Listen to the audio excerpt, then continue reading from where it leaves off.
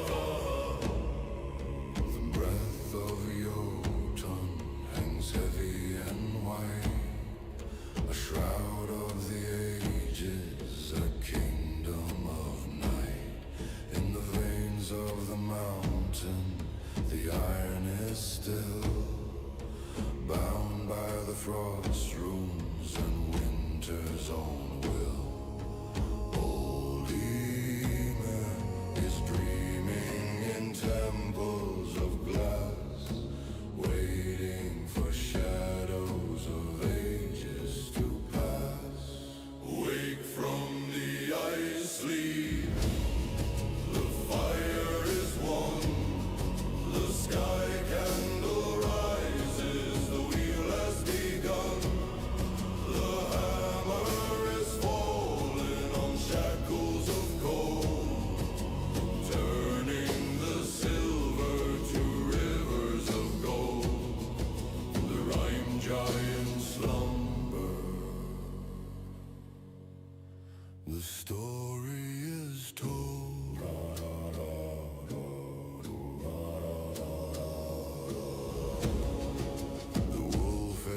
Fading, the high winds subside. The thaw is a river of bone-chilling tide. From the roots of the world tree, the sap starts to climb, breaking the silence of ancient long time. The stones are whispering, the glaciers they weep, as the lords of the winter fall back into sleep. Isa is breaking, Soilo is waking. From the iron wood to the salt sea foam, the light is finding its long way home. Wake from the ice sleep, the fire is won, the sky candle rises, the wheel has begun. The hammer is falling on shackles of cold, turning the silver to rivers of gold.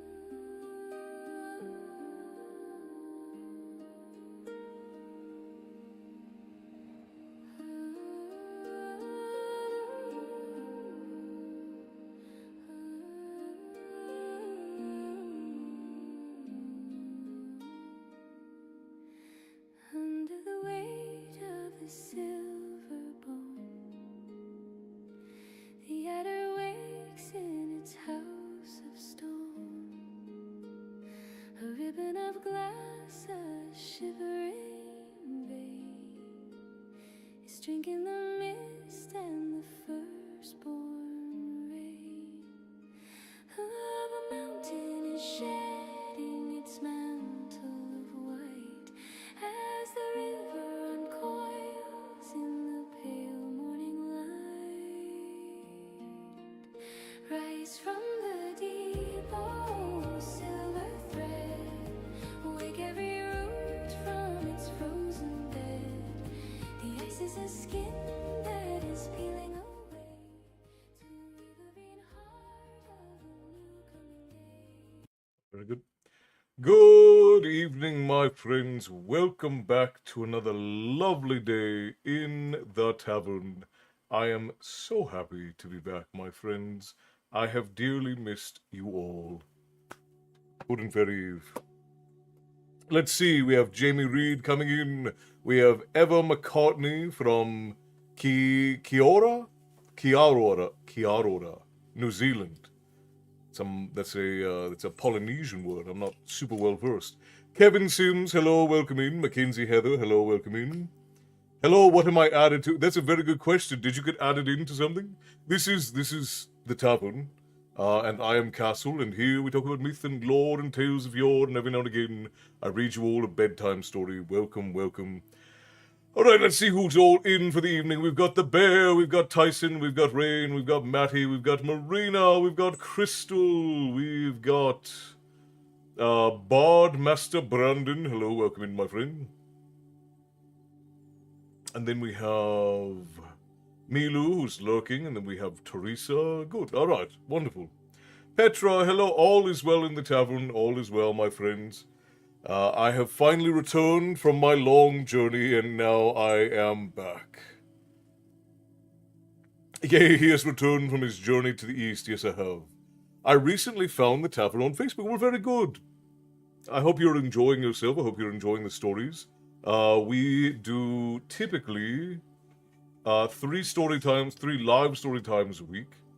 And then throughout the rest of the week, you can find 1 short story time per day, and then we usually do about 1 longer story time, more structured story, about every week or 2.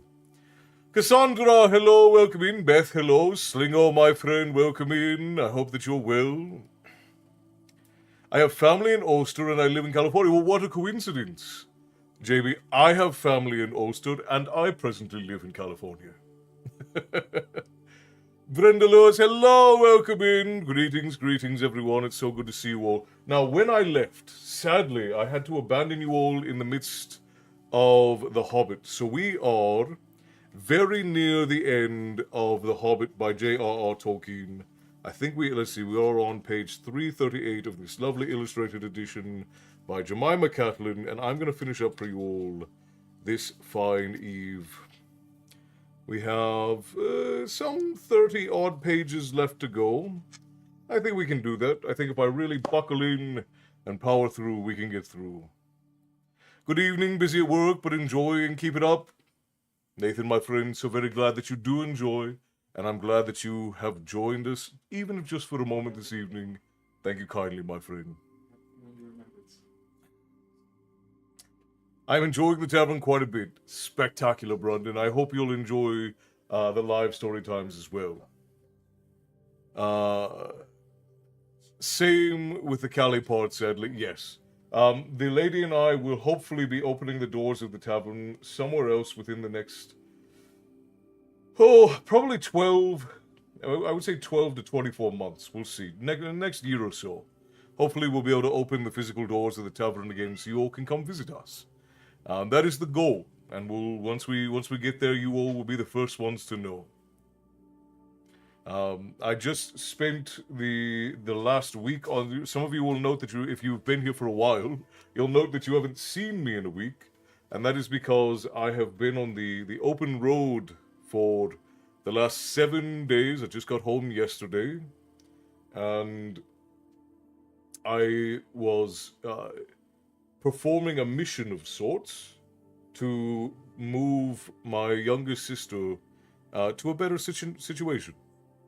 and she has found herself in a much better situation with her young boys.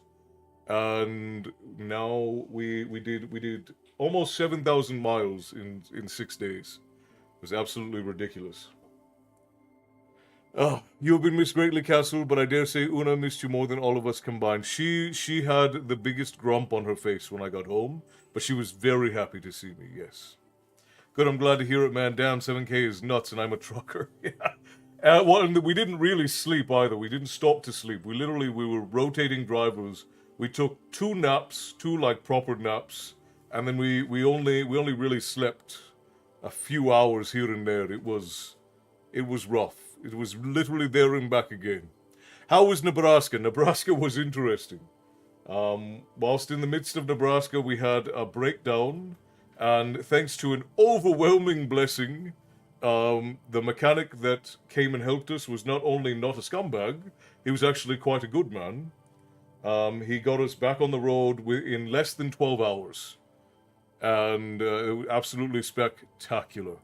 Spectacular, man. I appreciated the heck out of him. Damn, bro, yeah, it was a hell of a trip. 700 miles a day is not bad. Yeah, it was a hell of a thing. Yeah, I was just saying, keep in mind that one of the days we were unloading my sister's things. So technically it was 5 days on the road and we did 7,000 miles in 5 driving days. Technically speaking. Yeah, it's good to be back, Frost. I'm glad to see you all. Turquoise, hello. You were in my dream last night, Castle. Was it a good dream or was it a terrifying nightmare? Because that is the important distinction. We're brother, happy you're safe. Enjoy your stream. I'm off for the night to bed. Have a good night, Slingos. Always good to see you, my friend. Thank you for dropping in. Have yourself a wonderful night and a good day at work tomorrow if you're off to work. Oh, I won't be staying up long since I have to be up in the morning early. That's all. It's perfectly all right. I just didn't want to abandon you all tonight. I had a bunch of work I had to finish today, and I am facilitating a special guest who was instrumental in helping get all of the things done this week. So I had quite a few things that needed to be done before I could get on. But I'm glad of it all and happy to be back home with my lady and the boy. I could give or take the animals, but you know. Just curious, Castle, which name sounds better to you?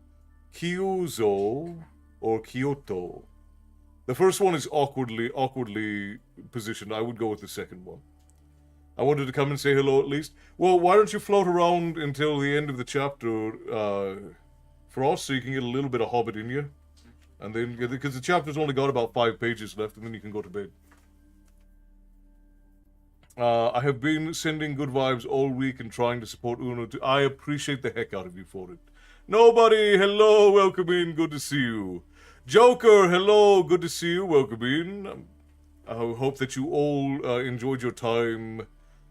Oh, Bobby, I didn't see you drop in. Hello, welcome in, good to see you. Bring him to me. He needs to work. Somebody cashed in Kitty. Everett, bring him to me. He's got to work. Yes, He's yes, like, no, I just want to be a lazy layabout. I don't want to do anything. Your 9 to 5 is nigh. Oop. Calm down. Relax. Calm Look at those eyes. Look how big his eyes got. There you go. Maddie cashed in. Show me the kitty. There he is. There is Milo, who just seems to keep getting bigger. Absolute freaking unit this cat is. I'm doing all right. My book is almost done. Spectacular to hear, Joker. I can't wait for you to finish it up. The kitties slept in my side of the bed shamelessly for the whole of the time I was gone, apparently. They also did a lot of mischief. Yeah. Hannah, hello. I'm very glad to be back. It's good to see you all. The eyeballs on him. Everyone's saying hello to you. Hello. It is I. The boy. The gremlin. With his Melania t-shirt on. Yes. Yeah. She has never known defeat. The true fashion. Yeah. I knew several defeats. Until I Well, you've eventually known did it. defeat. You've known defeat. That's different. Okay. Give me back the Oh, relic. Jesus. Give me back the relic. Decided to whip around right as I lifted him up. Calm down, you. You're mine. I have you. You're mine. I did get your entry for the writing contest, Frost. I'm going to be going over all of my messages and comments over the next, like, today, tomorrow, and the next day I'm going to be going over the thing. The headless gremlin, yeah. Well, that accurately describes Everett, a headless gremlin. Esther, hello, good to see you, welcome in. Nothing like getting whacked by a tail. My pit bull, who I haven't had for some time, but my pit bull had a bat of a tail, and he would just whack you with it. I'm waiting to write all of it down, and there's also going to be some bonus pages as well. That sounds very exciting. I have something exciting to tell you. Well, I'm excited to hear what you have to tell me, and then we're going to get into some story time. What have you got, Hannah? I'm trying to decide whether or not to get a cat or not. I have to figure it out because of hubby's puppy. I will say that if you are going to get a cat, you have to be willing to train the cat even more aggressively than you would train a dog. Because cats that are left to their own devices tend to be menaces and are more expensive than they're worth. And that's my personal opinion, but it's also a fact. Cats are more expensive than dogs? Well, happy birthday, Hannah. It's Hannah's 21st birthday, everyone. Let's go ahead and give Hannah a round of applause and raise a glass. She's made it 21 revolutions around the sun. Happy Womb Emancipation Day. You have made it. Womb emancipation. That's interesting, Castle. Esther, the trip went as well as it possibly could have. Because we had so many strange disasters happen, but it all ended up working out much for the better. Much for the better. Oh, Turquoise, I thought that you left. So you said that you had a dream about me, but then you didn't tell me whether or not it was a nightmare. Which, honestly, if anyone is dreaming about me, I would assume that it's one of those night terrors. One of the ones where you can't move, and then there's just somebody looming over you, and I'm like, "Hey, kid, you want a story?" Happy Solar Revolution Day. See, the way the Frost said it makes it sound like it's the sun revolting against everyone. Good dream, kinda. So night terror then. Many more years may you have to come, indeed.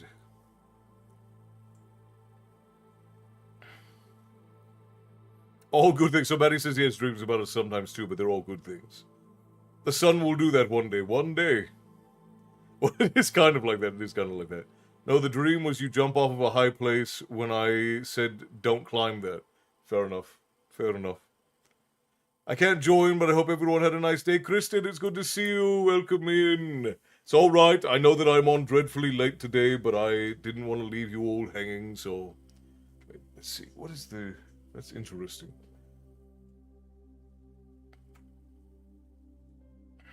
All right, friends. Let's go ahead and run ads for our friends over on Twitch. Because I think, yeah, pre-rolls are on. Bummer. Sortalk, hello! Good to see you. I didn't see you drop in. But Bear, thank you for gifting a Green Man's Draft to Sortalk so that Sortalk can avoid ads hell. We're going to run a quick 3 minutes of ads, my friends, and then we... What has happened to my dashboard? Good lord. I leave for 10 seconds and everything's... I was gone for a week, to be fair. The lady probably rearranged all my stuff as a punishment. She's like, hey, you have to fix everything now. Because I left you. Huh? Huh? I said I did rearrange things, and I am not sorry. She did rearrange things and she's not sorry. I didn't do it to spite you. It wasn't out of spite, it was just regular. Also, Castle, can you explain this? I spoke Japanese the other day nearly perfectly with my mom's neighbor, and I'm not sure how I was able to when I haven't spoken it in like 8 years. When you have a grasp of a thing, it never really leaves you. but it requires certain conditions for you to be able to access that sort of... Like, when you learn something, it never really goes away.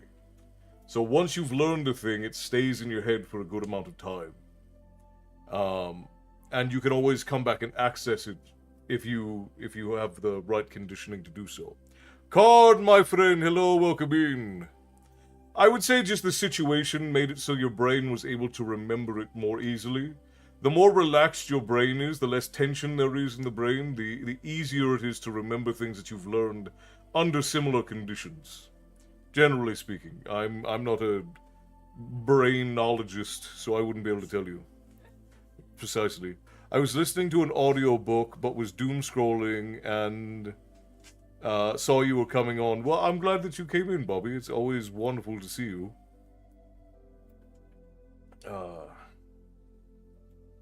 Alright, friends. We're going to run these 3 minutes, and then once the 3 minutes are up, I'm going to dive right in, and we're going to go until we are done with The Hobbit.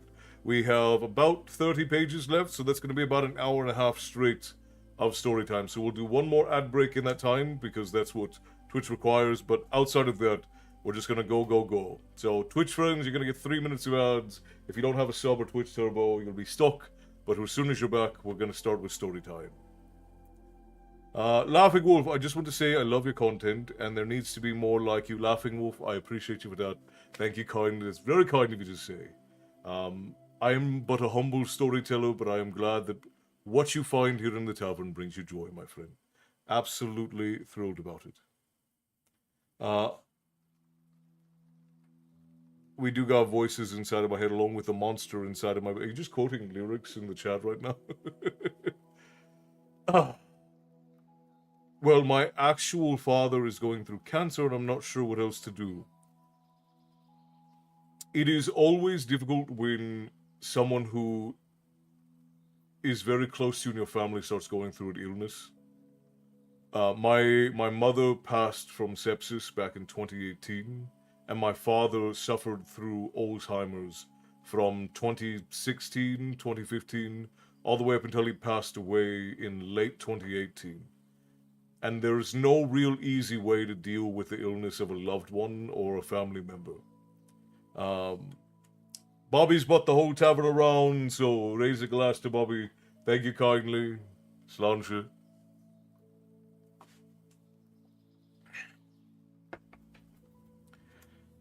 So all I can really say, Joker, is that don't let yourself get overwhelmed, but also don't spend too much time hiding from the hurt that you're going to feel as time goes on.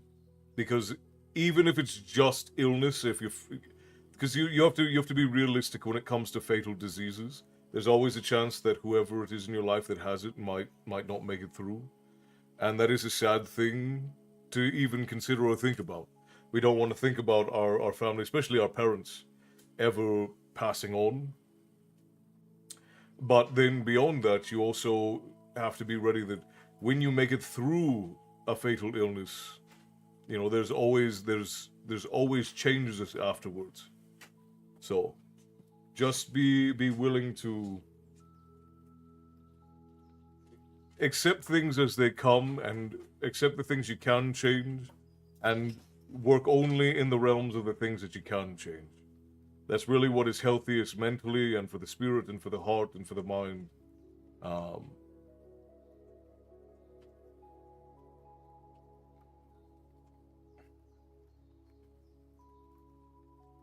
And you have to remember that when somebody passes away, somebody in your family especially passes away, they are survived in your heart. They live on in your heart because it is your memory of them that keeps them alive.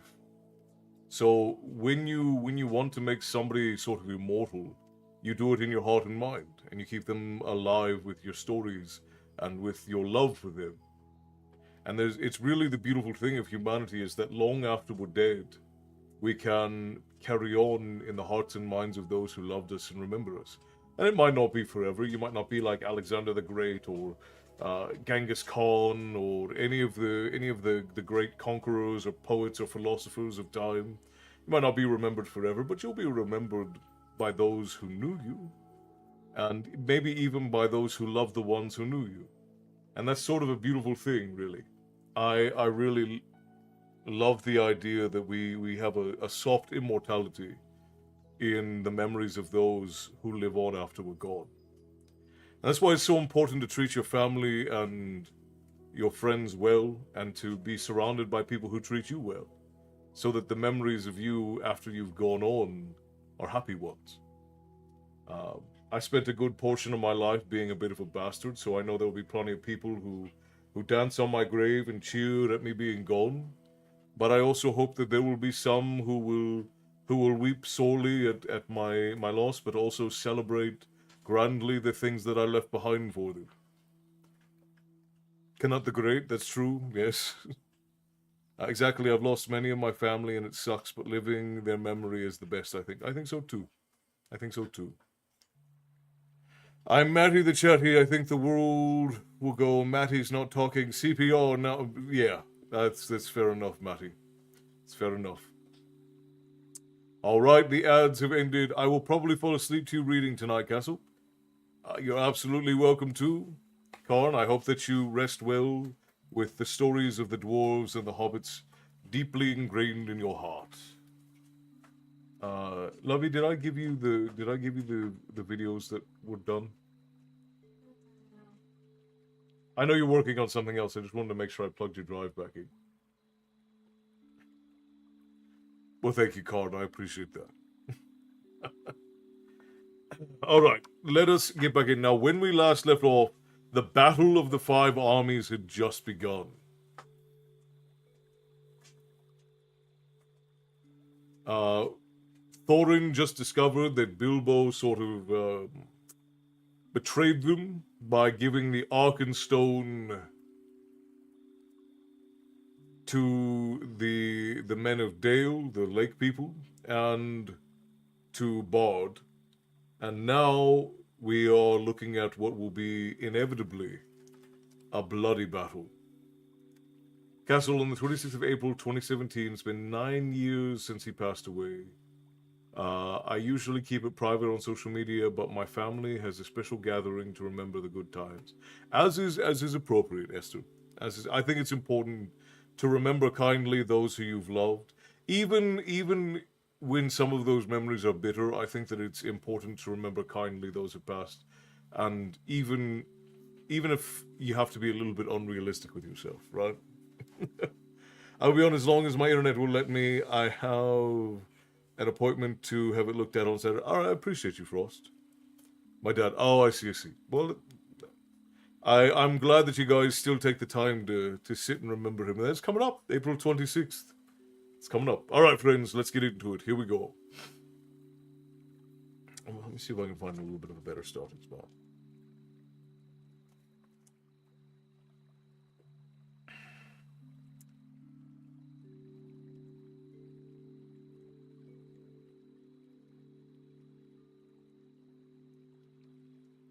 Let's see.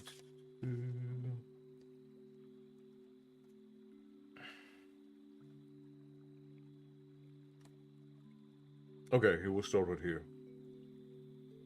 Dear me, said Bilbo. I am sure this is all very uncomfortable. You may remember saying that I might choose my own 14th share. Perhaps I took it too literally. I have been told that dwarves are sometimes politer in words than in deeds. The time was, all the same, you seemed to think that I'd done some service. Descendant of rats indeed. Is this all the service of you and your family that I was promised, Thorin? Take it that I have disposed of my share as I wished, and let it go at that. Bless you, my love. I will, said Thorin grimly. And I will let you go at that. And may we never meet again. Then he turned and spoke over the wall. I am betrayed, he said. It was rightly guessed that I could not forbear to redeem the Arkenstone, the treasure of my house. For it I will give 1/14 share of the hoard of gold and silver, setting aside the gems. But that shall be accounted the promised share of this traitor, and with that reward He shall depart, and you can divide it as you will. He will get little enough, I doubt not. Take him, if you wish him to live, and no friendship of mine goes with him. Get down to your friends. He said to Bilbo, or I will throw you down. What about the gold and silver? Asked Bilbo. That shall follow after, as can be arranged, said he. Get down. Until then, we keep the stone, cried Bard. You're not making a very splendid figure as king under the mountain, said Gandalf. But things may change yet. They may indeed, said Thorin. And already so strong was the bewilderment of the treasure upon him, he was pondering whether, by the help of Dane, he might not recapture the Arkenstone without a share of the reward. And so Bilbo was swung down from the wall and departed from the... Give me just a second, guys.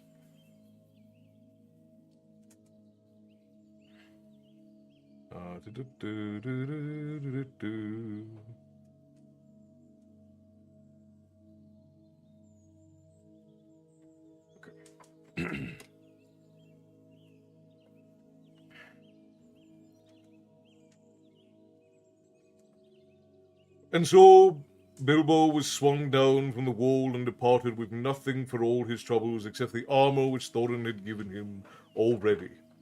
More than one of the dwarves in their hearts felt shame and pity at his going. Farewell, he cried to them. We may meet again as friends. Be off, called Thorin. You have mail upon your back, which was made by my folk, and is too good for you. I cannot be pierced by arrows, but if you do not hasten, I will sting your miserable feet. So be swift. Not so hasty, said Bard. We will give you till tomorrow. At noon, we will return, and see if you've brought from the hoard the portion that is to be set against the stone. If that is done without deceit, then we will depart, and the elf host will go back to the forest. In meanwhile, farewell. And with that, they went back to the camp. But Thorin sent messengers to Rock, telling Dane of what had passed and bidding him come with wary speed. That day passed and the night. The next day the wind shifted west, and the air was dark and gloomy. The morning was still early when a cry was heard in the camp. Runners came in to report that a host of dwarves had appeared round the eastern spur of the mountain and was now hastening to Dale. Dane had come. He had hurried on through the night, and so had come upon them sooner than they had expected. Each one of his folk was clad in hauberk of steel mail that hung to his knees, and his legs were covered with a fine hose of fine and flexible metal mesh, the secret of whose making was possessed by Dane's people. The dwarves are exceedingly strong for their height, but most of these were strong even for dwarves. In battle they wielded heavy two-handed mattocks, but each of them had also a short broadsword at his side and a round shield slung at his back. Their beards were forked and plated and thrust into their belts. Their caps were of iron, and they were shod with iron, and their faces were grim. Trumpets called men and elves to arms. Before long the dwarves could be seen coming up the valley at a great pace. They halted between the river and the eastern spur, but a few held their way and, crossing the river, drew near the camps. And there they laid down their weapons and held their sign of peace. Bard went out to meet them, and with him went Bilbo. We're sent from Dane, son of Nain, they said when questioned. We're hastening to our kinsman in the mountain, since we learned that the kingdom of old is renewed. But who are you to sit in the plain as foes before defended walls? This, of course, in the polite or rather old-fashioned language, of such occasions simply meant, "You have no business here. We're going on, shall make way or we shall fight you." They meant to push on between the mountain and the loop of the river, for the narrow land there did not seem to be strongly guarded. Bard, of course, refused to allow the dwarves to go straight on to the mountain. He was determined to wait until the gold and silver had been brought out in exchange for the Arkenstone, for he did not believe that this would be done. If once the fortress was manned with so large a warlike company, they had brought with them a great store of supplies, for the dwarves can carry very heavy burdens, and nearly all of Dane's folk, in spite of their rapid march, bore huge packs on their backs, in addition to their weapons. They would stand a siege for weeks, and by that time yet more dwarves might come, and yet more, for Thorin had many relatives. Also, they would be able to reopen the guard some other gate, so that the besiegers would have to encircle the whole mountain, and for that they had not sufficient numbers. These were, in fact, precisely their plans, for the raven messengers had been busy between Thorin and Dane. But for the moment, the way was barred, so after angry words, the dwarf messengers retired, muttering in their beards. Bard then sent messengers at once to the gate, but they found no gold or payment. Arrows came forth as soon as they were within shot, and they hastened back in dismay. In the camp, all was now astir, as if for battle, for the dwarves of Dane were advancing along the eastern bank. Keiju, hello, welcome in. This is the Hobbit, as it says there, yes. Lisa, hello and welcome in. I'm so very glad that you could join us. Hello, hello.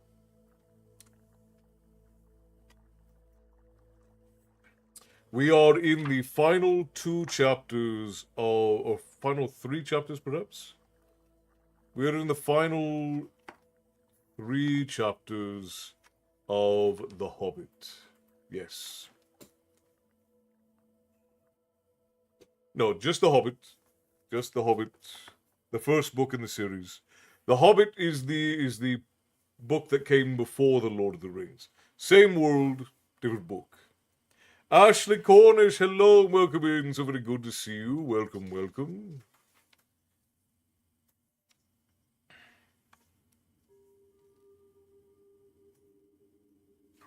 Can Shu, Mr. Tajako? I have no idea what you're saying, my friend. That is a little bit too fragmented for me to interpret.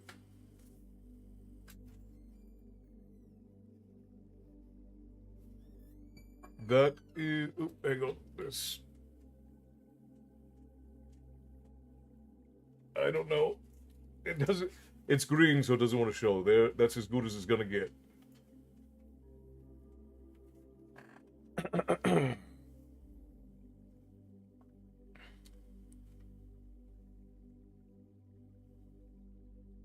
Oh, excellent, Tyson. Wonderful. Is the condition all right? It was supposed to be in decent condition. Obviously, we had to go and do a book rescue for it, but is the condition of the book all right? I haven't been back into Discord today. I've been running constantly since I messaged everyone earlier today.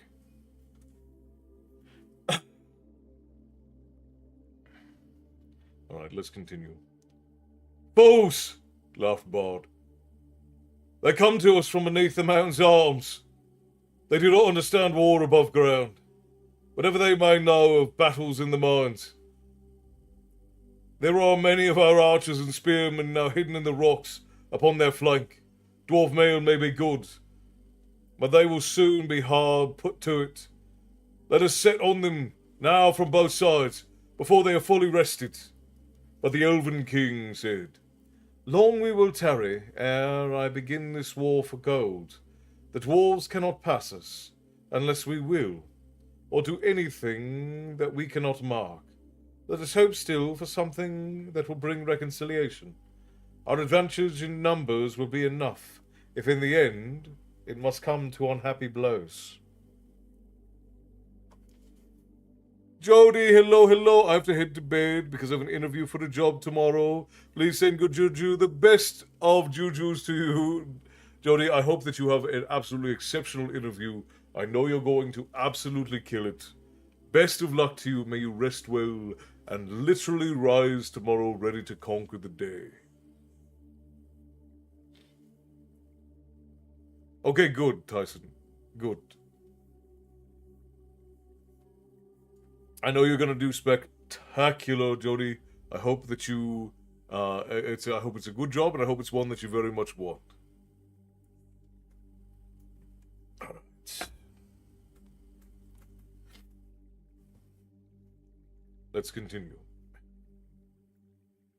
But he reckoned without the dwarves. The knowledge that the Arkenstone was in the hand of the besiegers burned in their thoughts. Also, they guessed the hesitation of Bard and his friends, and resolved to strike while they debated. Suddenly, without signal, they sprang silently forward to attack. Bows twanged and arrows whistled. Battle was about to be joined. Still more suddenly a darkness came on with dreadful swiftness. A black cloud hurried over the sky. Winter thunder on a wild wind rolled roaring up and rumbled in the mountains, and lightning lit its peaks. And beneath the thunder another blackness could be seen whirling forward. But it did not come with the wind. It came from the north, like a vast cloud of birds so dense that no light could be seen between their wings. "Halt!" cried Gandalf, who appeared suddenly and stood alone with arms unlifted, between the advancing dwarves and the ranks awaiting them. "Halt!" he called in a voice like thunder, and his staff blazed forth with a flash like lightning. "Dread has come upon us, you all at last. Alas, it has come more swiftly than I had guessed. The goblins are upon you. Bolg of the North is coming. Odain, whose father slew in Moria. Behold, the bats above the army, like sea of locust. They ride upon wolves and wargs are in their train." Amazement and confusion fell upon them all.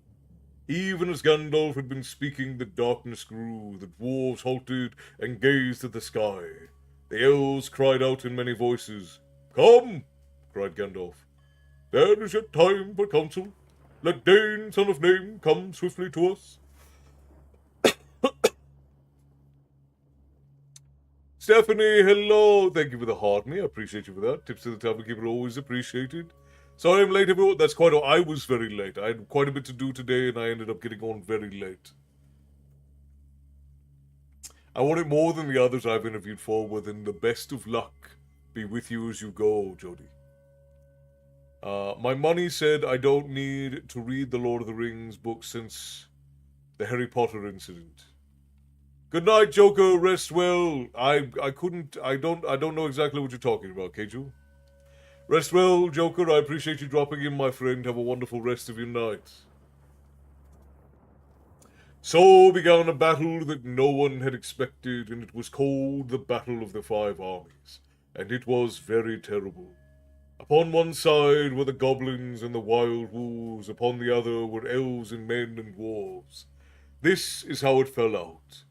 Ever since the fall of the great goblin in the Misty Mountains, the hatred of their race for the dwarves had been rekindled to fury. Messengers had been passed to... Oh, excuse me, hiccup. Messengers had been passed to and fro between all their cities, colonies, and strongholds, for they resolved now to win the dominion of the North. Tidings they had gathered in secret ways, and in all the mountains there was a forging and an arming. Then they marched, and they gathered by hill and valley, going ever by tunnel or underdark until around and beneath the great mountain Gundabad of the north, where was their capital. A vast host was assembled, ready to sweep down in the time of storm unawares upon the south. Then they learned of the death of Smaug, and joy was in their hearts, and they hastened night after night through the mountains, and came thus at last on a sudden from the north hard on the heels of Dane. Not even the ravens knew of their coming until they came out into the broken lands which divided the lonely mountain from the hills behind. How much Gandalf knew cannot be said, but it is plain that he had not expected this sudden assault. This is the plan that he made in council with the Elven King, and with Bard and with Dane, for the Dwarf Lord now joined them. The goblins were the foes of old, and at their coming all other quarrels were forgotten.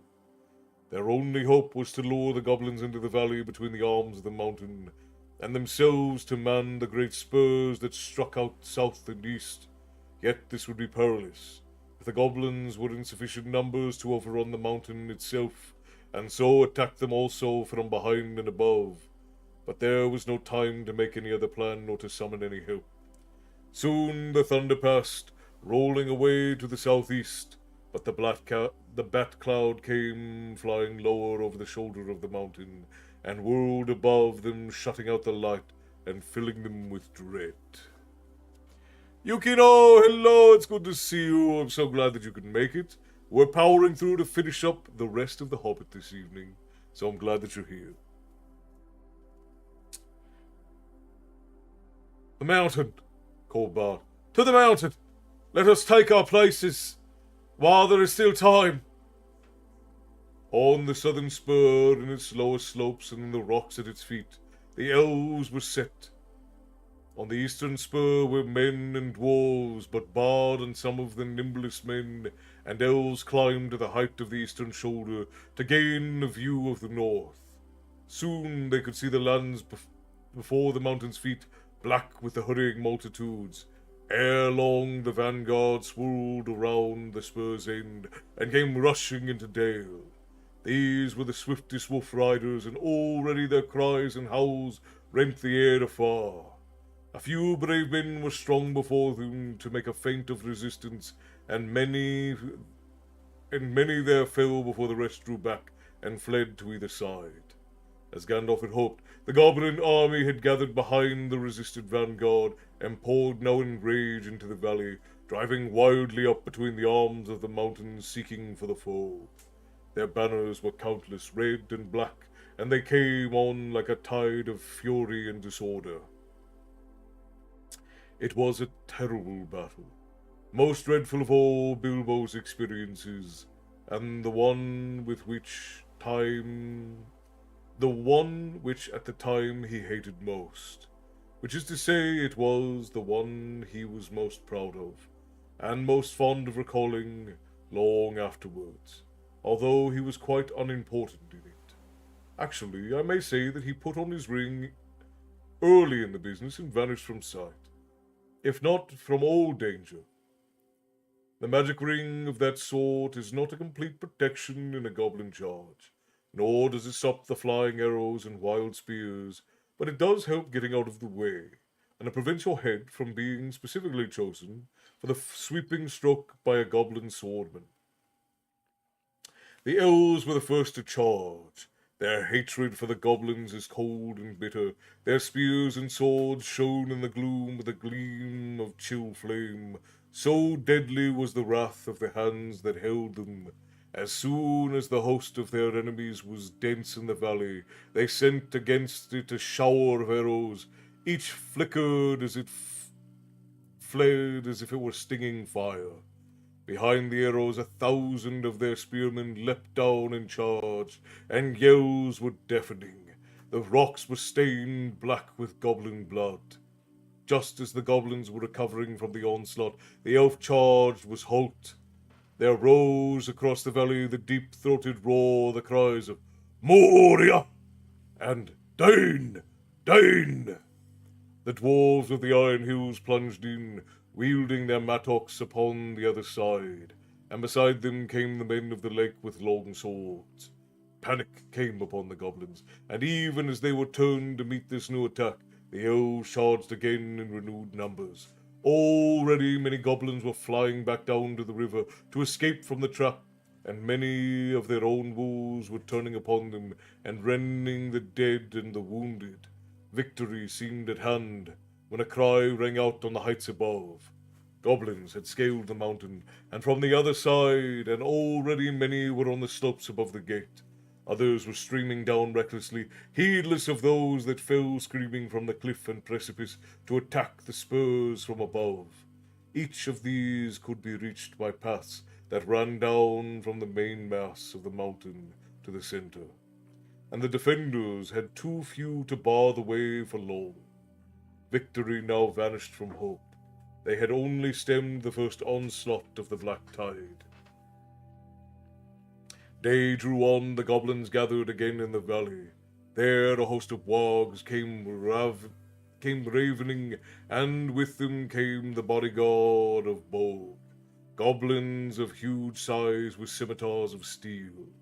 Soon actual darkness was coming into the stormy sky, while still the great bats swooped about the heads and ears of the elves and men, or fastened vampire-like on the stricken.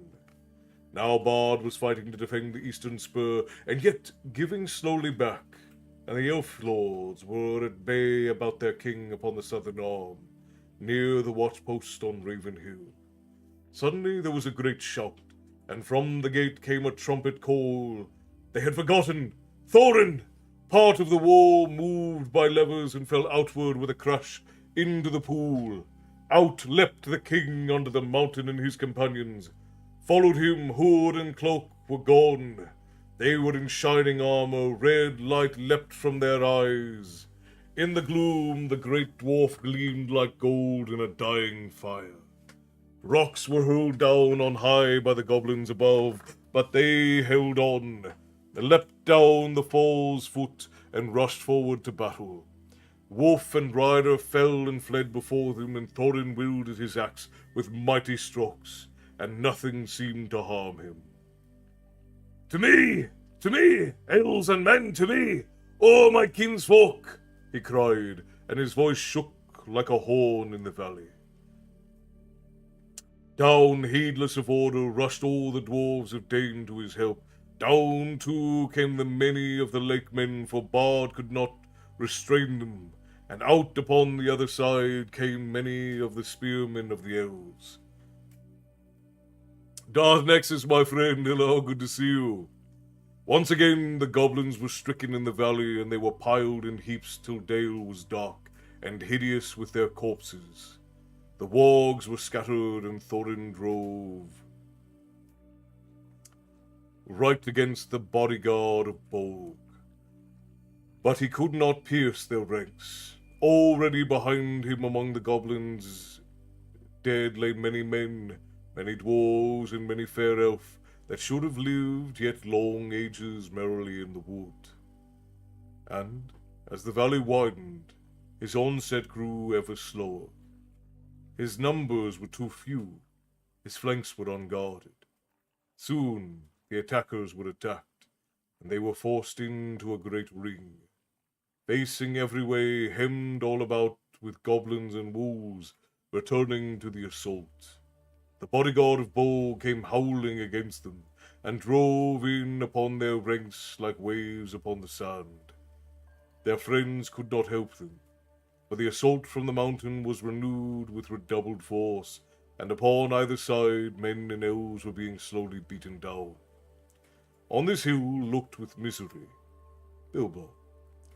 He had taken his stand on Raven Hill among the elves, partly because there was more of a chance of escape from that point, and partly, with the more tookish part of his mind, because if he were going to be in the last desperate stand, he preferred on the whole to defend the Elven King. Gandalf, too,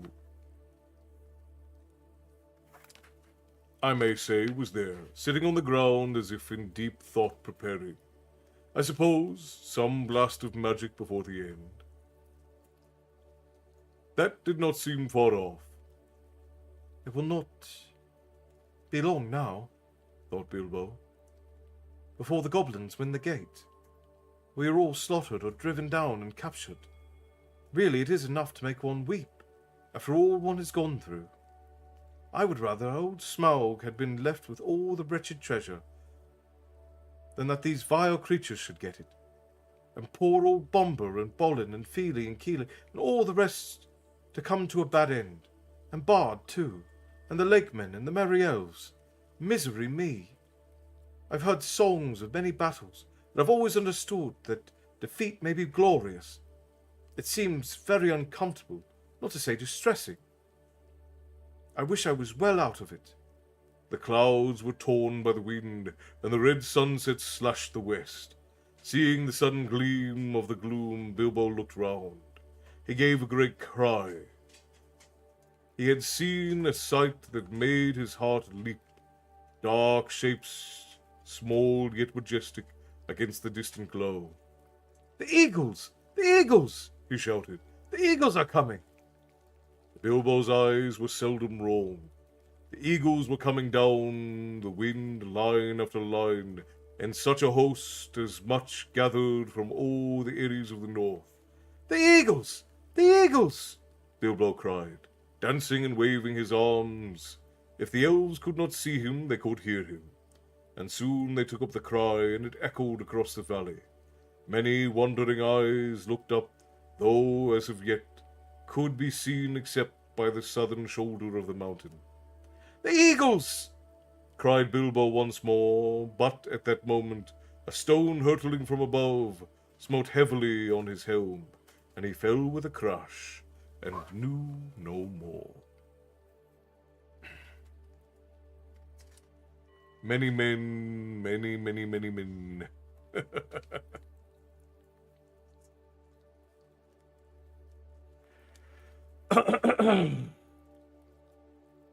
And so ends chapter 17 of The Hobbit by J.R.R. Tolkien, my friends. I think we still have, we have almost a half an hour before we have to run ads again. I'm gonna switch my ear here. And then we're just gonna go right back in. If no one has any objections, shall we carry on to the next chapter? We have, I think, but 2 chapters left, and the last one is a very short chapter. We have the last stage and the return journey. And both of these stretch roughly 20 pages, I think. Yeah.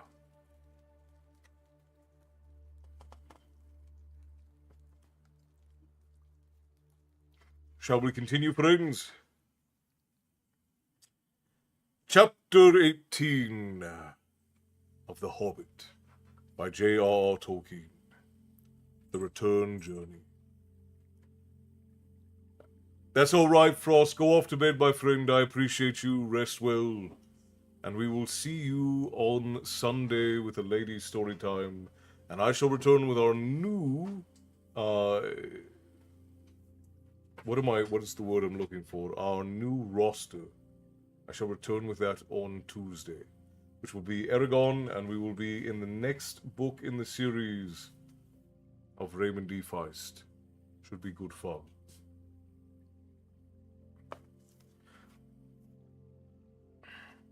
All right, Lisa, you've got it. Bear, Lisa, seems like the consensus is let us continue. When Bilbo came to himself, he was literally by himself. He was lying on the flat stones of Ravenhill, and no one was near. A cloudless day, but cold, was broad above him. He was shaking and as chilled as stone, but his head burned with fire. Now I wonder what has happened, he said to himself. At any rate, I'm not yet one of the fallen heroes. But I suppose there's still enough time for that. He sat up painfully, looking into the valley, and could see no living goblins. After a while, as his head cleared a little, he thought he could see elves moving in the rocks below. He rubbed his eyes. Surely there was a camp still and plain, some distance off, and there was a coming and going about the gate. Dwarves seemed to be busy removing the wall, but all was deadly still. There was no call and no echo of a soul. Sorrow seemed to be in the air. Victory after all, I suppose, he said, feeling his aching head. Well, it seems a very gloomy business. Suddenly, he was aware of a man climbing up and coming towards him.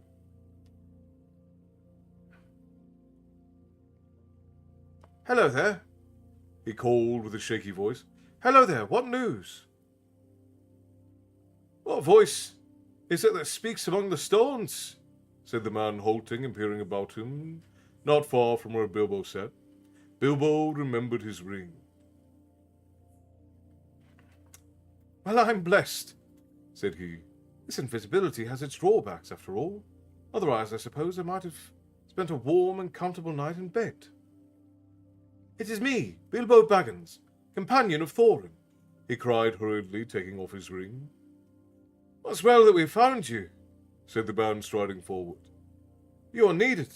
We've looked for you long. You would have been numbered among the dead, who are many, if Gandalf the Wizard had not said that your voice was the last heard in this place. I've been sent to look for you for the last time. Are you much hurt? A nasty knock on the head, I think, said Bilbo. But I have a helm and a hard skull. All the same, I feel sick and my legs are like straw.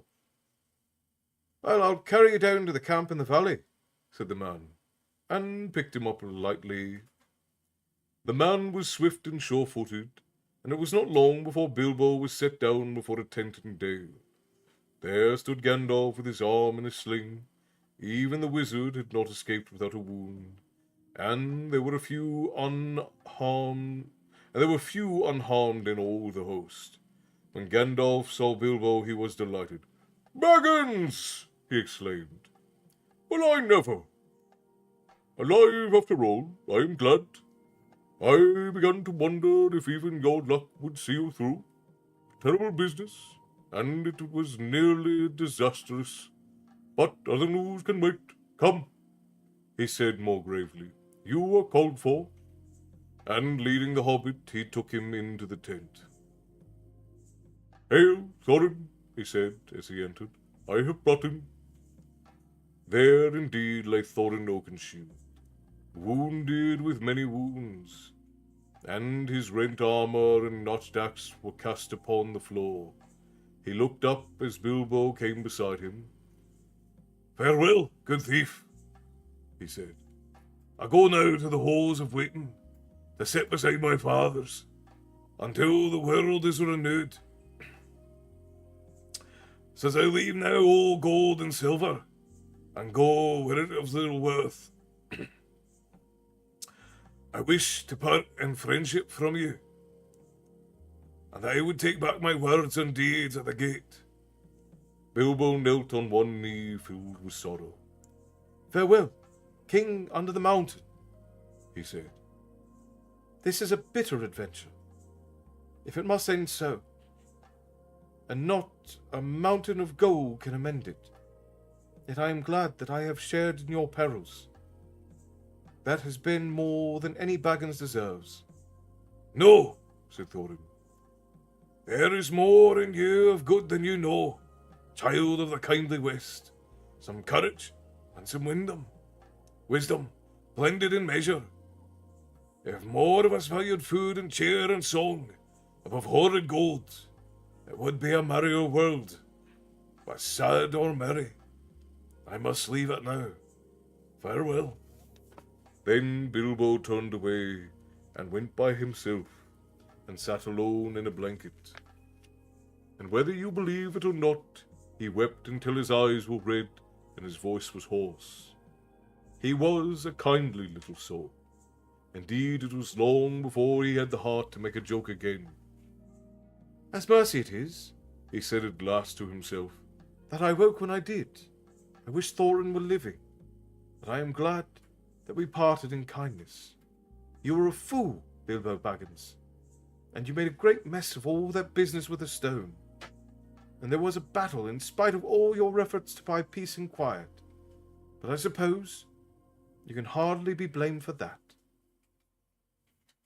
All that had happened after he was stunned, Bilbo learned later, but it gave him more sorrow than joy, and he was now weary of his adventure. He was aching in his bones for the homeward journey. That, however, was a little delayed. So in the meantime, I will tell you something of events. The eagles had long suspicion of the goblins' musterings. From their watchfulness, the movements in the mountains could not be altogether hid. So they too gathered in great numbers under the eagle of the misty mountains, and at length, smelling battle from afar, they had come speeding down the gale in the nick of time.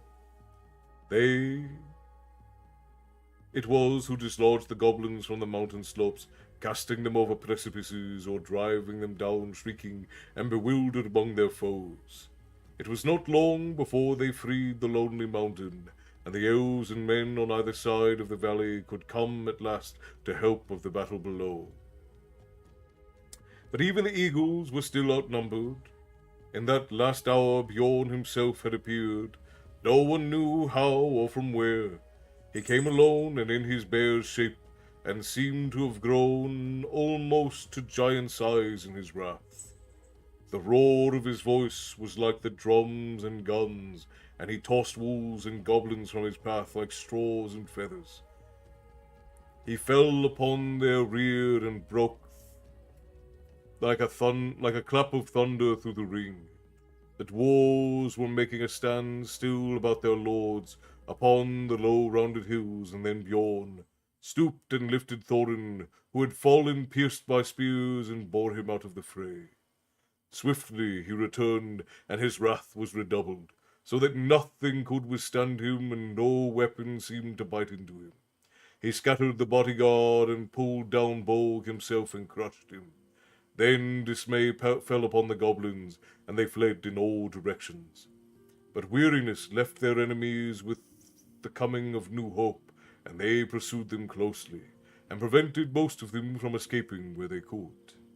They drove many of them into the running river, and such as fled south or west they hunted into the marshes about the forest river.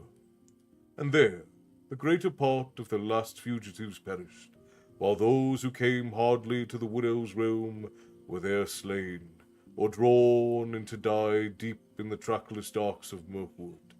Songs have said that 3 parts of the goblin warriors of the north perished that day, and the mountains had peace for many a year.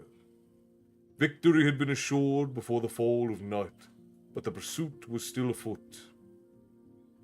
When Bilbo returned to the camp, and not many were in the valley save the more grievously wounded. Where are the eagles? He asked Gandalf that evening, as he lay wrapped in many warm blankets. They are on the hunt, said the wizard, but most of them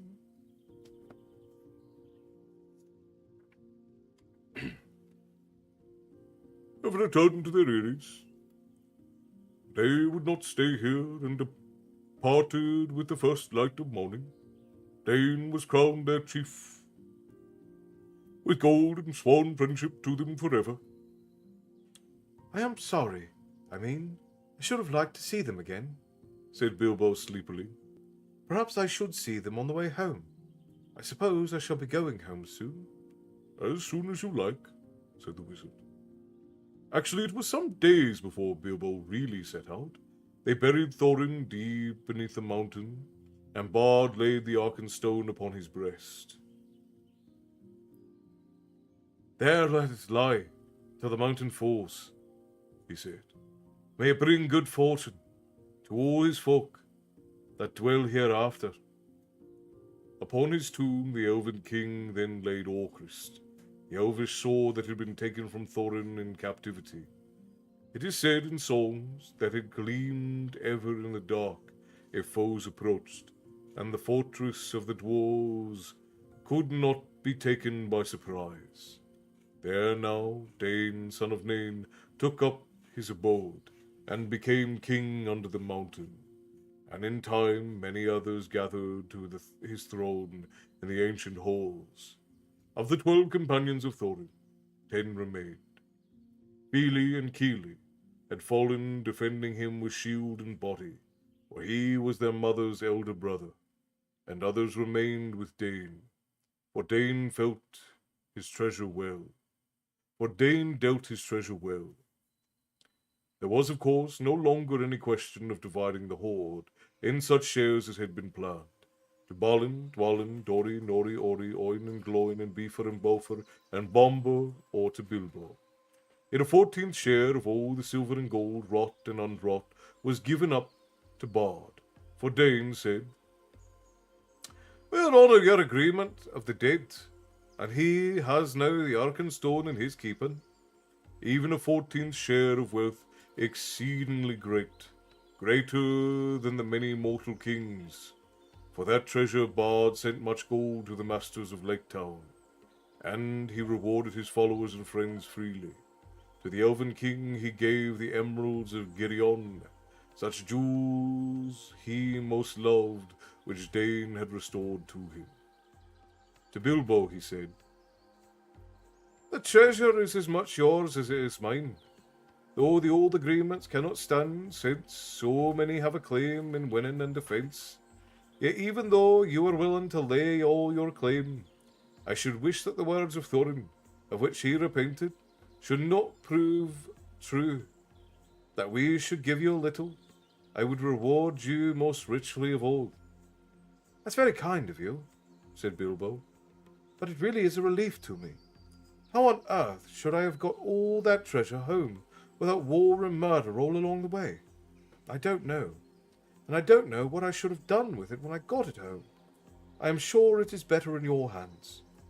In the end, he would only take 2 small chests, one with silver and the other with gold, such as one strong pony could carry.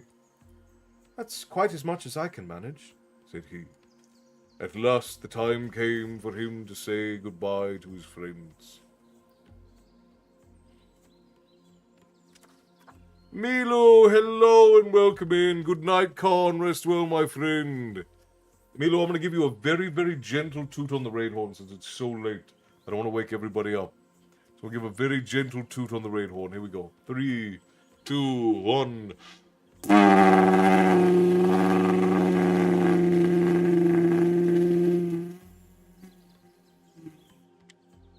Just very, very softly. But thank you for bringing your friends to join us. I appreciate you. And we will give a shout out to Milu.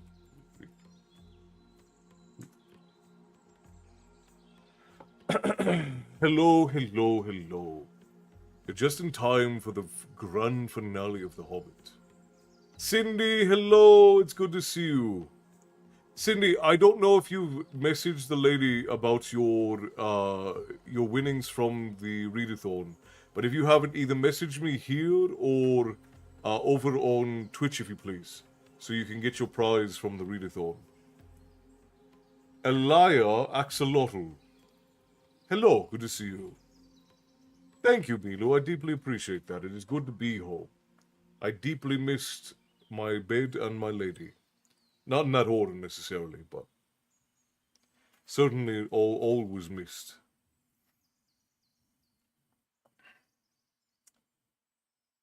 Let's see.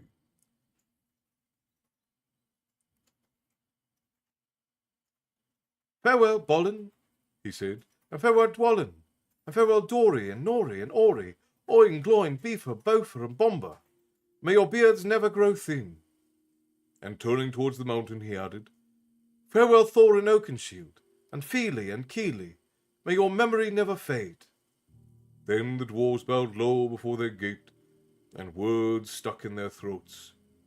"Goodbye, and good luck, wherever you fare," said Balin at last. "And if you ever visit us again, when our halls are made fair once more, then the feast shall indeed be very splendid. And if you're ever passing my way," said Bilbo, "don't wait to knock. Tea isn't for, but any of you are welcome at any time." And then he turned away. The elf host was on the march, and if it was sadly lessened, yet many were glad, for now the northern world would be merrier from many a long day.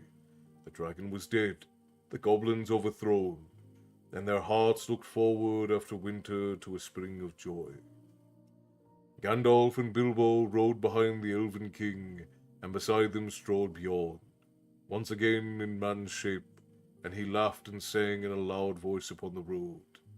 So they went on until they drew near to the borders of Mirkwood, to the north of the place where the forest river ran out. Then they halted, for the wizard and Bilbo would not enter the wood, even though the king bade them stay in his halls. They intended to go along the edge of the forest and round its northern end, in the waste that lay between it and the beginning of the Grey Mountains. It was a long and cheerless road, but now that the goblins were crushed, it seemed safer to them than the dreadful pathways under the trees. Moreover, Bjorn was going that way too. "Farewell, O Elven King," said Gandalf. "Merry be the greenwood, while the world is yet young, and merry be all your folk." "Farewell, O Gandalf," said the king. "May you ever appear where you are most needed and least expected. The oftener you appear in my halls, the better I shall be pleased." "I beg of you," said Bilbo, stammering and standing on one foot, "accept this gift." And he brought out a necklace of silver and pearls that Dane had given him on their parting. "In what way have I earned such a gift, O Hobbit?" said the king. "Well, I thought, don't you know," said Bilbo, rather confused, "that, some little return should be made for your, hospitality. I mean, even a burglar has feelings, and I have drunk much of your wine and eaten much of your bread." "I will take your gift, O Bilbo the Magnificent," said the king gravely, "and I name you elf friend and blessed. May your shadow never grow less, or stealing would be too easy. Farewell." Then the elves turned towards the forest, and Bilbo started on his long road home. He had many hardships and adventures before he got back. The wild was still wild, and there were many other things in those days besides goblins. But he was well guided and well guarded. The wizard was with him and Bjorn for much of the way, and he was never in great danger again. Anyway, by midwinter, Gandalf and Bilbo had come all the way back along both edges of the forest to the doors of Bjorn's house, and there for a while both stayed. Yuletide was warm and merry there, and men came from far and wide to feast at Bjorn's bidding. The goblins of the Misty Mountains were now few and terrified, and hidden in the deepest holes that they could find, and the wargs had vanished from the woods, so that the men went abroad without fear. Bjorn indeed became a great chieftain afterwards in those regions, and ruled a wide land between the mountains and the wood. And it is said that for many generations the men of his line had the power of taking bears' shape, and some were grim men and bad, but most were in the heart like Bjorn, if less in size and strength. In their day the last goblins were hunted from the Misty Mountains, and the new peace came over the edge of the wild.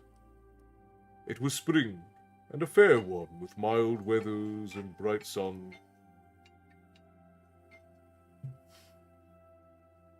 Before Bilbo and Gandalf took their leave at last of Bjorn, and though he longed to be home, Bilbo left with regret, for the flowers of the gardens of Bjorn were in springtime no less marvellous than in high summer.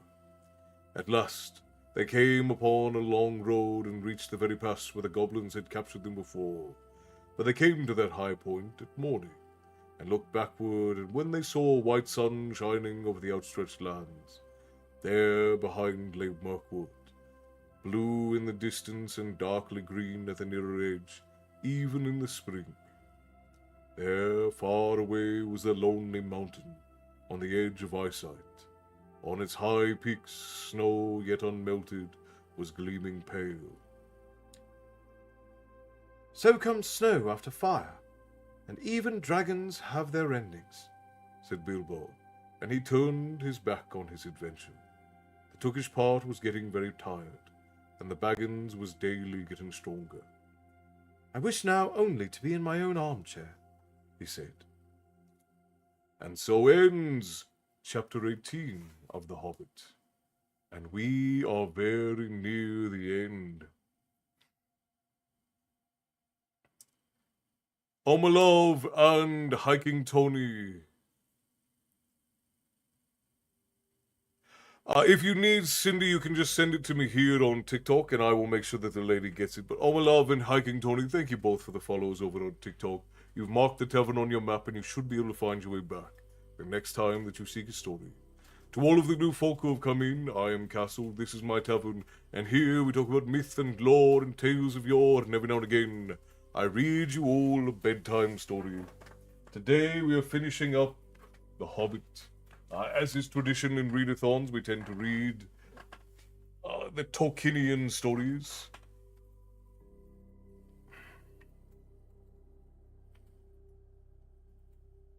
No, we can turn slow mode off, or at least reduce it down. I don't think it needs to be on for quite. Yeah, we can take it down to 3 seconds. I don't think it needs to be 5. That ought to be fine. All right. Let's go ahead and finish up the last chapter of The Hobbit. Well, hang on. I think we need to run ads. Yeah. Okay, yeah, 3 minutes until we have to run ads. Bear, thank you kindly for the bits, brother. I appreciate you. Tips to the Tavern Keeper, always appreciated. Enjoy your Black Dragon mead there. Thank you kindly, my friend. All right, over on Twitch, friends, we're gonna run 3 minutes of ads. I'm actually gonna pop up and use the facilities real quick, and then we will return. So in the meantime, I'm gonna put the ladies' playlist on for you guys. I'm gonna mute while the ads are running, and then when I get back, we will finish up the last chapter of The Hobbit. So give me just a moment, if you will, friends, and we'll be right back.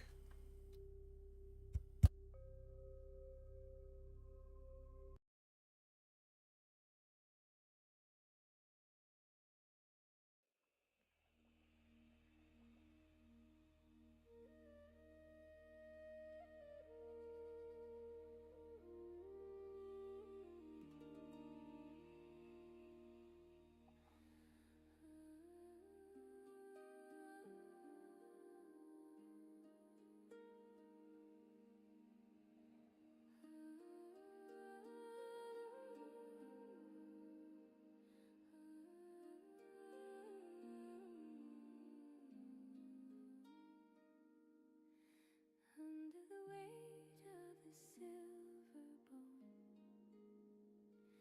the adder wakes in its house of stone.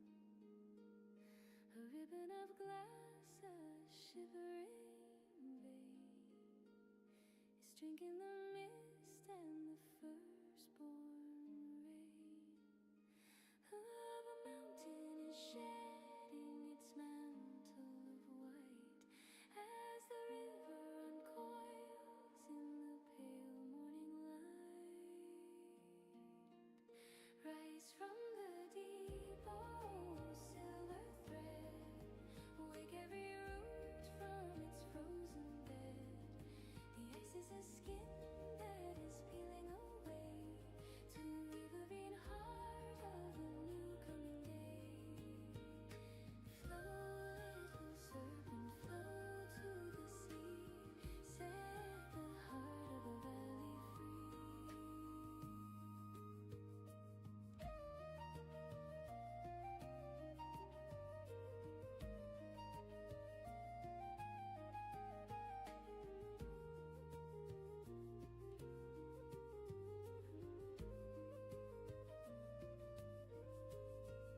The Calic retreats to her cave in the mist, where the frost and the shadows have finally kissed.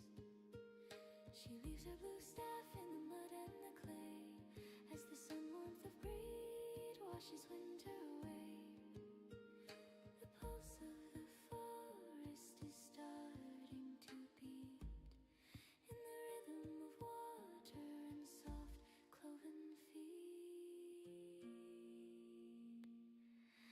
Drip by drip, the winter dies, 1,000 mirrors for the skies. From the smallest crack to the widest bay, the serpent of spring is finding its way.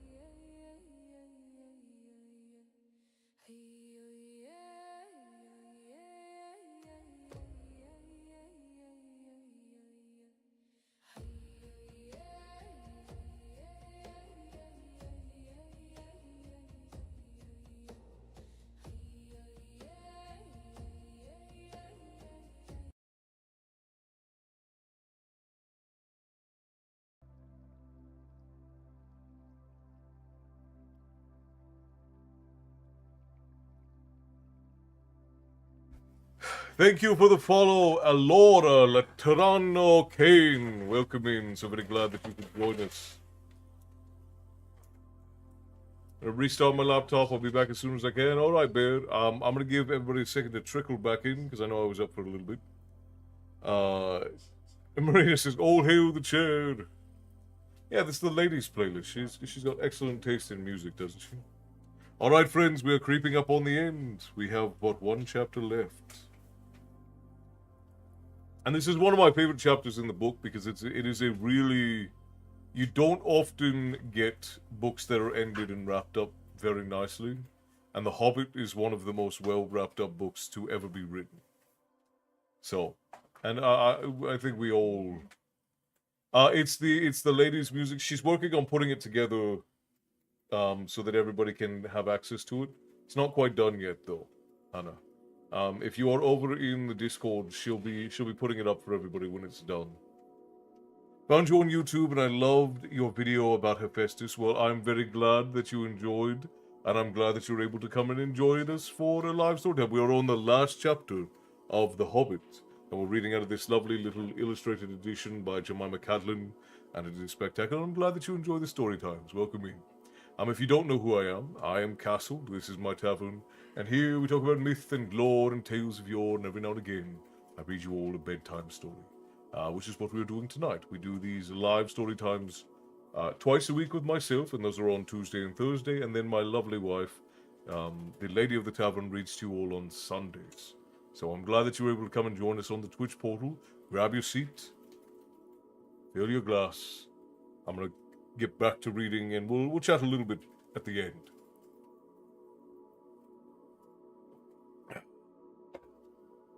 Let us continue. Chapter 19, The Last Stage. It was on May the 1st that the two came back at last to the brink of the valley of Rivendell, where stood the last, or the first, homely house. Again, it was evening, their ponies were tired, especially the one that carried the baggage, and they all felt in need of rest. As they rode down the steep path, Bilbo heard the elves singing in the trees, as if they had not stopped since he left. And as soon as the riders came into the lower glades of the wood, they burst into a song of much the same kind as before. This is something like it. The dragon is withered, his bones are now crumbled, his armor is shriveled, his splendor is humbled. Though sword shall be rusted, and throne and crown perish, with the strong strength of men trusted, and wealth they can cherish, here grass is still growing, and leaves are still yet swinging, the white water flowing, and elves are yet singing. Come, tra-la-la-la-lolly, come back to the valley. The stars are far brighter than gems without measure. The moon is far whiter than silver in treasure. The fire is more shining on hearth in the gloaming than gold won by mining. So why go roaming? Oh, tra-la-la-la-lolly, come back to the valley. Oh, where are you going so late in returning? The river is flowing, the stars are all burning. Oh, whither so laden, so sad and so dreary? Here, elf and elf maiden, now welcome the weary. With tra-la-la-la-lolly, come back to the valley. Tra-la-la-la-lolly, fa-la-la-la-lolly, fa-la. Then the elves of the valley came out and greeted them, and led them across the water to the house of Elrond. And there a warm welcome was made them, and there were many eager ears that evening to hear the tale of their adventures. Gandalf it was who spoke, for Bilbo was fallen quiet and drowsy. Most of the tale he knew, for he had been in it, and had told himself much of it to the wizard on their homeward way, and in the house of Bjorn. But every now and again he would open one eye and listen when a part of the story which he did not know came in. It was in this way that he learned where Gandalf had been too, for he overheard the words of the wizard to Elrond. It appeared that Gandalf had been to a great council of white wizards, masters of lore and good magic, and that they had at last driven the necromancer from his dark hold in the south of Mirkwood.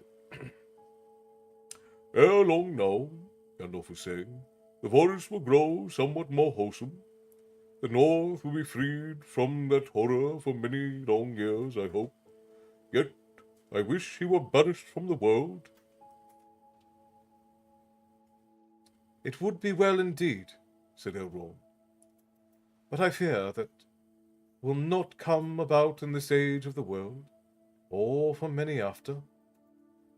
When the tale of their journeyings was told, there were other tales, and yet more tales, tales of long ago, and tales of new things, and tales of no time at all, till Bilbo's head fell forward on his chest, and he snored comfortably in the corner. He woke to find himself in a white bed, and the moon shining through the open window. Below it many elves were singing loud and clear on the banks of the stream. Sing all ye joyful, now sing all together, the winds in the treetops, the winds in the heather. The stars are in blossom, the moon is in flower, and bright are the windows of night in her tower. Dance, all ye joyful, now dance all together. Soft is the grass, and let foot be like feather. The river is silver, the shadows are fleeting. Merry is Maytime, and merry our meeting.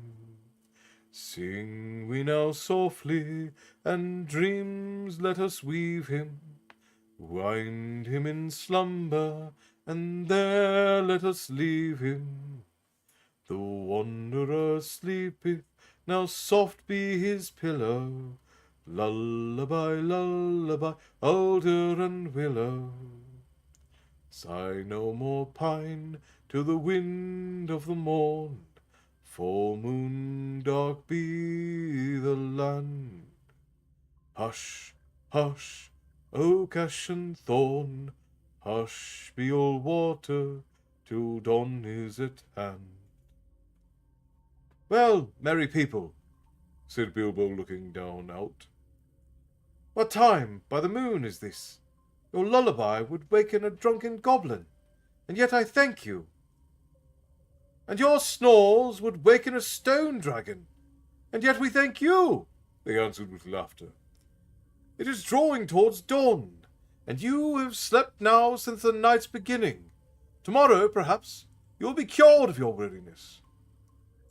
A little sleep does a great cure in the house of Elrond, said he, but I will take all the cure I can get. A second night, fair friends. And with that he went back to bed and slept till late morning. Weariness fell from him in that house, and he had many a merry jest and dance early and late with the elves of the valley.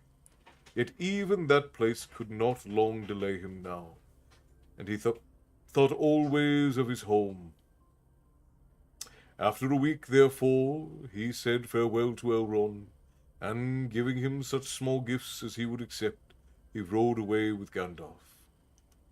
Even as they left the valley, the sky darkened in the west before them, and the wind and rain came to meet them.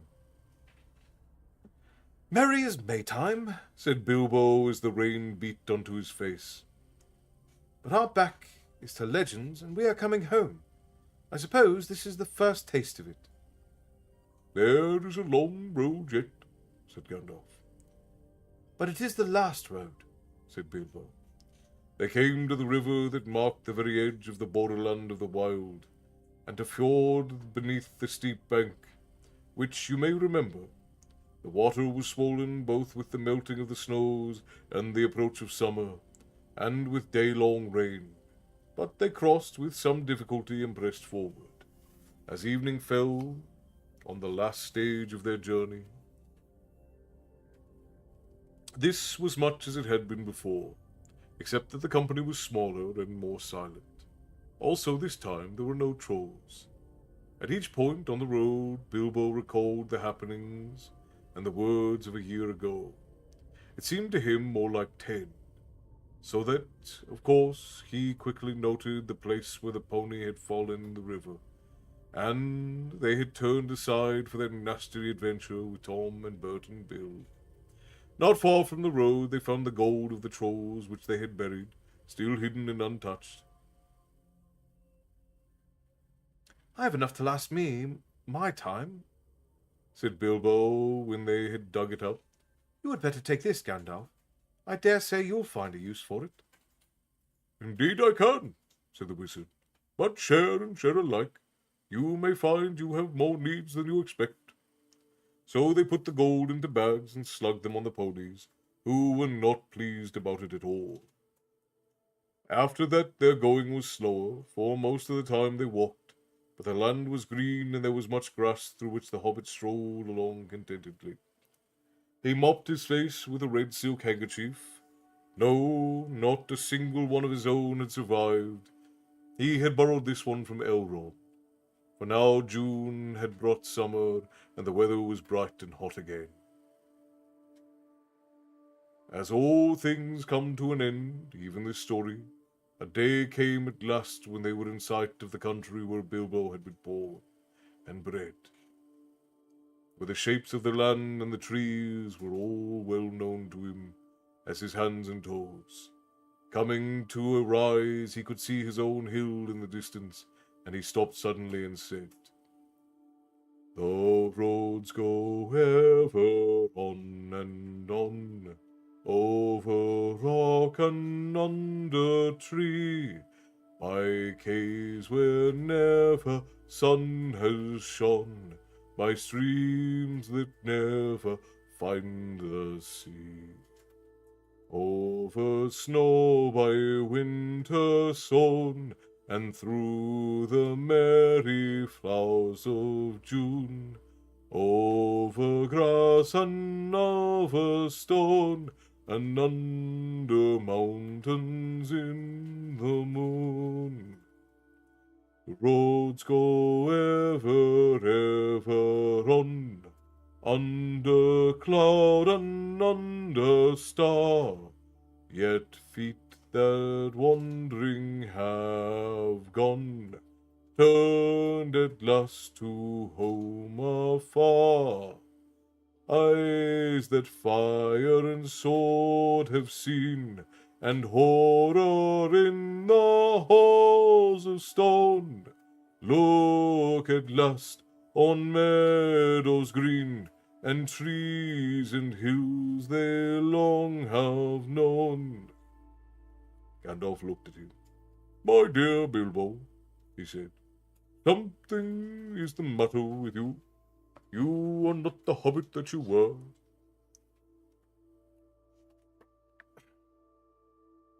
And so they crossed the bridge and passed the mill by the river, and came back to Bilbo's own door. Bless me! What's going on? He cried. There was a great commotion, and people of all sorts, respectable and unrespectable, were thick round the door, and many were going in and out, not even wiping their feet on the mat, as Bilbo noticed with annoyance. If he was surprised, they were more surprised still. He'd arrived back in the middle of an auction. There was a great large notice in black and red hung on the gate, stating that on June the 22nd, Messrs. Grubb, and Burrows would sell by auction the effects of the late Bilbo Baggins, Esquire, of Bag End, Underhill, Hobbiton.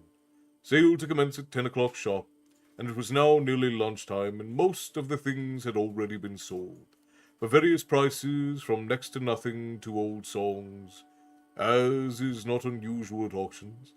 Bilbo's cousins, the Saxville Baggins, were, in fact, busy measuring his rooms to see if their own furniture would fit. In short, Bilbo was presumed dead, and not everybody that said so was sorry to find the presumption wrong.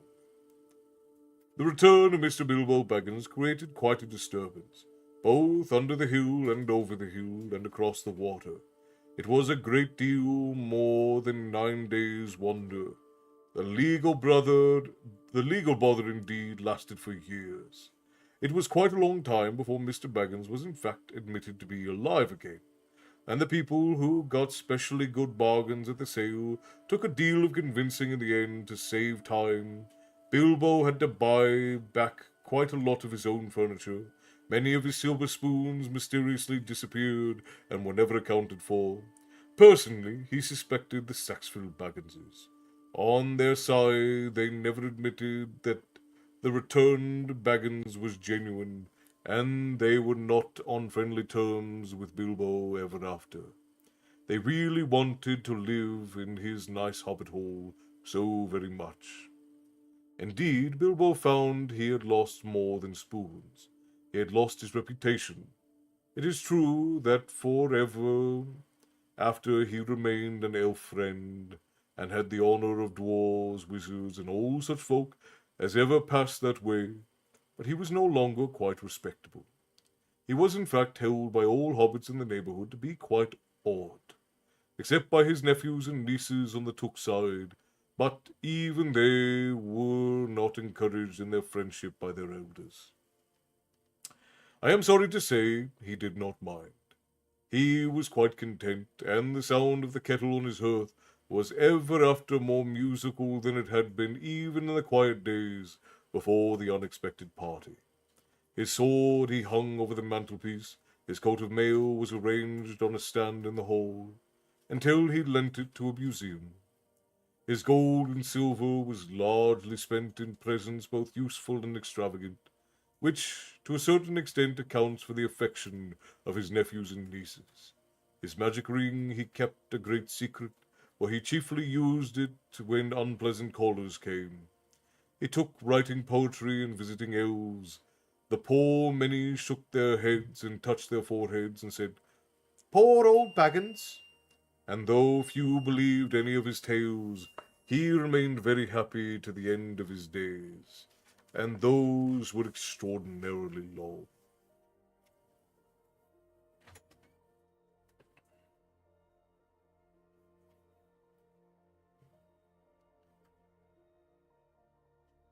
You keep fading out. Oh, is it because I keep putting the book up? Sorry.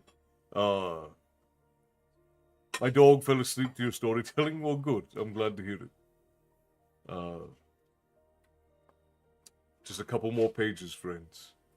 One autumn evening, years afterwards, Bilbo was sitting in his study, writing his memoirs.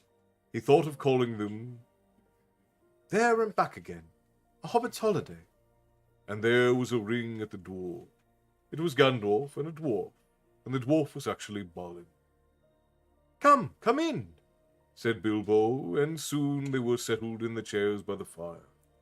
Balin noticed that Mr. Baggins' waistcoat was more extensive, and had real gold buttons. Bilbo also noticed that Balin's beard was several inches longer, and his jeweled belt was of great magnificence. They fell to talking of their times together, of course, and Bilbo asked how things were going in the lands of the mountain. It seemed that they were going very well. Bard had rebuilt the town and dale, and men had gathered to him from the lake and from the south and west, and all the valleys had become tilled again and rich, and the desolation was now filled with birds and blossoms in spring, and fruit and feasting in autumn. The lake town was refounded, and was more prosperous than ever, and much wealth went up and down the running river. And there was friendship in those parts between elves and dwarves and men. The old master had come to a bad end. Bard had given him much gold for the help of the lake people, but being of the kind that easily catches such disease, he fell under the dragon sickness, and took most of the gold and fled with it, and died of starvation in the waste, deserted by his companions. The new master is of the wiser kind, said Balin, and very popular, for, of course, he gets most of the credit for the present prosperity. They are making songs which say that in his day the river runs with gold. The prophecy... Who is speaking? Ah, it's Bilbo. The prophecies of the old songs have turned out to be true. After a fashion, Said Bilbo. Of course, said Gandalf. And why should they not prove true? Surely you don't disbelieve the prophecies because you had a hand in bringing them about yourself. You don't really suppose, do you, that all your adventures and escapes were managed by mere luck, just for your sole benefit? You are a very fine person, Mr. Baggins, and I am very fond of you. But you are only quite a little fellow in a wide world after all. thank goodness. Said Bilbo, laughing, and handed him the tobacco jar. And so ends, my friends, The Hobbit by J.R.R. Tolkien. And what a wonderful story it is. Finished at precisely 10:30. Rob, hello, Draco Malfoy voice. I didn't know you could read. How you doing, Rob? Good to see you, my friend. Long time no see. I'll get you your tiny sip. Hang on. Give you a little tiny sip here. I have a unique mountain brew with me today. Cheers, my friend. Sláinte.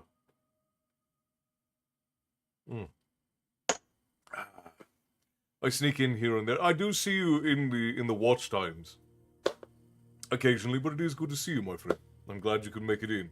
I hope that you're well. I hope that you are taking care of yourself. And it is very good to see you. But wow, what an absolutely wonderful adventure, my friends. I always enjoy our travels through Middle-earth. Now, we may do another readathon yet again this year. We'll have to see. It'll depend on a couple of things, but I am going to be setting community goals come probably next month. And when we reach those community goals, there'll be a very clear time when we'll have our next readathon. And I think that we'll just continue on with the Lord of the Rings until we get through for the readathons. We'll just have reading sprints. Bear, you're being far too generous this evening, my friend. Thank you kindly, brother. I appreciate you. Tips to the Tavern Keeper, always appreciated, my friend. Thank you very much. Whoa, who's throwing about? Rob, good lord, my friend. Thank you for the gifted subs to Spicy Fruit Salad, Moonlight Hobkin, Bright Eyes, Megan Rayleigh, and the Grim Erudite. Thank you kindly, brother. I appreciate that. Tips to the Tavern Keeper, always appreciated. Enjoy your Stormbringer's ale there. Oh. And Cindy, thank you for all of the tippity tops, the likes over on TikTok. I appreciate you for that as well. Good lord, you guys. Thank you kindly for that. It's very, very kind of you. I lost what I was saying now. Of course, got to keep wood on the fire. It is deeply appreciated, my friend. Deeply appreciated. And thank you, Bear, for the bits. I appreciate you, brother. You guys are, for certain, keeping the fire well fed. And I think that we will end well tonight, my friends. I think that we'll maybe listen to a little bit more music as I send you all off. Maybe we'll go raid to share the love. But I deeply appreciate you all for your kindness. Not for story time, Tyson. What I think we'll do is, since the Lord of the Rings was the most demanded for the readathon, is I will just keep the Lord of the Rings as the topic for the readathons, and I'll put up the community goals, and then when the next readathon comes, we'll just carry on in the Lord of the Rings until we finish them all. And so when we reach the community, not even goal, landmarks, I guess, we'll have our next readathon, and then we'll pick up where we left off in the Lord of the Rings series. Okay, so if you remember, I had a race in my story called Vikarun. I decided to shorten it to Vikir, combining Viking with Aesir and Vanir. So, Vikir is essentially the shortening of It's essentially the same thing as saying Vikingar. Just grammatically incorrect. So you need to do a little bit more finagling there if you want it to have the same connotation. Because Aesir and Vanir, the ear just means of. So Vikir is just like one who goes a Viking. So a Vikir is grammatically someone who would technically be like a pirate. A Vikingur is a traveler or someone who goes on a seabound voyage, a Vikingur. Yeah, more or less, you just made a shorter, grammatically incorrect Vikingur. I will be somewhat absent over the next coming weeks. I'm sorry to hear that, but I hope everything's okay. You're gonna be, because you're still out with your mom, yeah? Or are you headed home yet? I presume that it's you're gonna be dealing with family things, which is 100%. You gotta make sure you do that. I'm going to die of laughter now. Yeah, I'm not even sure how you would accomplish that, because the ending of Norse words is usually meant to be like like or are very common in Scandinavian words. So there are a lot of words and names, essentially like assignments, that end in with Norwegian and Swedish and Danish words, especially when you go back to Old Norse. So you have like Garbar and Vikingar and what's the, my brain is farting. Hang on. Valkar, Valar. So they're like it's assignment aspects. Milo, thank you so much. I appreciate you. I'm trying to have a portmanteau, and this one is a pain in the butt. Old Germanic languages do tend to be German itself is very easy to learn, but old Germanic languages tend to be a little bit difficult to. Oh, there is a hype train. That's true. I didn't realize we were in the midst of a hype train, but it is finished now. Thank you kindly, my friends. I appreciate you for the love and support. Thank you kindly, my friends. Well, Bear, I hope that everything's going to be all right. I will talk to you about it over in. No, you're all right, Milu. Thank you. You guys, we just finished our readathon. I appreciate everyone who has supported the tavern in any way over the last few weeks and months. It's been absolutely exceptional. I appreciate you guys for it. Vegvizir is the way of, yeah, like ear at the end is sort of a signing. VK yeah, grammatically combining words in German doesn't Germanic languages doesn't really work well like that. Yeah. Let me see if I can come up with something for you, Matty, and I'll let you know. In 2 days, I'm going to be camping at a medieval event for 10 days, and I'm not sure whether I'll be able to. Oh, well, that's absolutely wonderful, Bear. Like, that's a good fun. Yeah, go have fun and share pictures with us when you get back. The event is called Rowaney Festival. It's exceptional. My DMs are open. All right, I'll see if I can come up with something for you, and then I'll send it over to you. You may want to use like a High German or maybe even a Celtic assignment to make it make more sense, because it's hard to do that sort of, because that's a very English thing, like the hybriding of words like that. You don't see it a whole lot in older Germanic languages. It's difficult to do, but I'll see if I can come up with something for you. All right, friends, I am going to, let's see, do we have any friends who are on? Let me see. Yeah. Volkor is on. John is on. Exaltamore is on. I think Kanoa is a little bit too wild for this time of night, so we'll go raid Falkor. It's been a while. All right, my friends, if you are joining us through any of the other platforms, through any of the other portals other than Twitch, did you want to come say hello to everybody before we? Yeah, do you want to come say hello to everybody? I have with me the man, the myth, the legend, Mr. Carson Yeager, who helped with our adventure this week. He was instrumental in our adventure this week, so he was absolutely wonderful. So for any of you who have not seen this, I almost poked you in the eye. This stunning Scandinavian hunk of man meat, purveyor of Jaeger's meat. How are you all? Maddie, how we doing? Old Bear's just not paying attention right now. Just looking at chat. Yeah. Yeah, exceptional. All right, friends, we are going to raid over to Falcor, and I had to portmanteauify a lot of stuff in my story to say it's inspired by, but is it actually this? Like Valvelir. Ooh, that's a mouthful.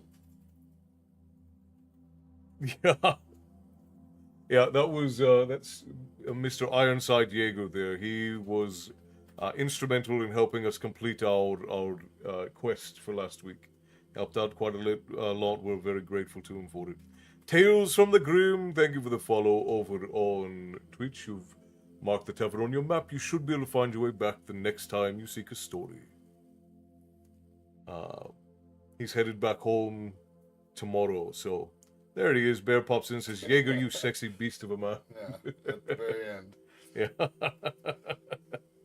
All right, friends, if you are on any of the other portals, I will bid you good night, and thank you kindly for joining us this wonderful evening of Storytime. We'll have our brand new books starting next week. We're starting in Eragon for the family-friendly slot, and we are continuing into the next saga in Feist's world. That was what you all voted on, so that is where we are heading, and I look forward to it with all of you. So until then, my friends, I will bid you all stay bloodthirsty, and we will see you next time. Good night, my friends.